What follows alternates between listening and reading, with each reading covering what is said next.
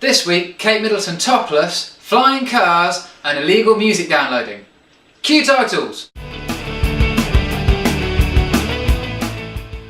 Hi, my name is Ed and welcome to this week's edition of Ed's News. Thanks to the rave reviews of my first video, I've decided to carry on doing it, and for those who watched the first episode you may realise that we've gone HD, or at least with a good camera. Kate Middleton has been photographed topless on holiday this week, and a French magazine, Closer, has published the pictures. Now, the royals took this magazine to court and have had an injunction put out so they can't use these pictures anymore. Experts reckon the photographer was nearly a mile away when he took this picture, hidden in a bush with a lens bigger than I am tall. No British newspapers have published these pictures out of respect. Now, all I'm saying is, people, either all or nothing. Either no royals getting the boobs out in the papers, or all of them. Now come on, you know you want to see these two ladies getting the baps out for you on page 3. Oh yeah, there'll be viewers in their millions. Yeah. A slightly older royal story is that Prince Harry has been sent on a tour of duty to Afghanistan to fly Apache war helicopters.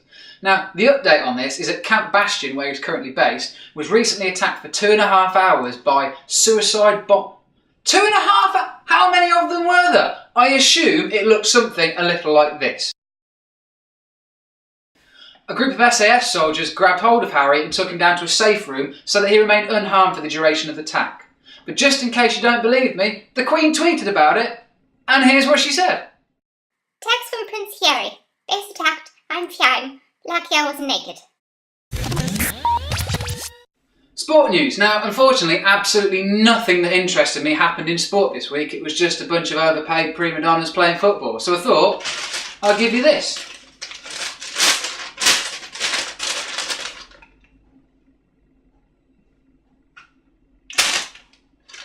Thank you very much. A recent analysis by Music Metric has shown that the United Kingdom has a huge problem with illegal downloading, Manchester being the worst city. Now, the figures for 2012 show that in the first 6 months, over 43 million albums have been downloaded legally. The top 2 artists being Ed Sheeran and Rizzle kicks. Now, in my opinion, this data shows 2 massive problems. 1, clearly the problem of illegal downloading is huge and needs to be sorted out. 2, people are downloading Ed Sheeran and Rizzle kicks. A solution needs to be found. South Korean scientists have come up with a laser injection system, meaning no more hypodermic syringe needles, and these things are virtually painless. Hopefully, it will put a stop to awkward moments involving the phrase, just a little prick. Well, you know, except when you're with the ladies, obviously. Chris Evans has bought the Dunlop tyre bridge from Donington Racecourse. Now, a lot of people are speculating as to why. I happen to have had it on good authority that he's collecting parts to make a car big enough to fit his ego in. A new study has shown that Neanderthals actually harvested feathers from birds to wear as decorations and ornaments. Apparently, they just love looking fabulous! But it does, however, answer the question as to how they went extinct. I mean, you know.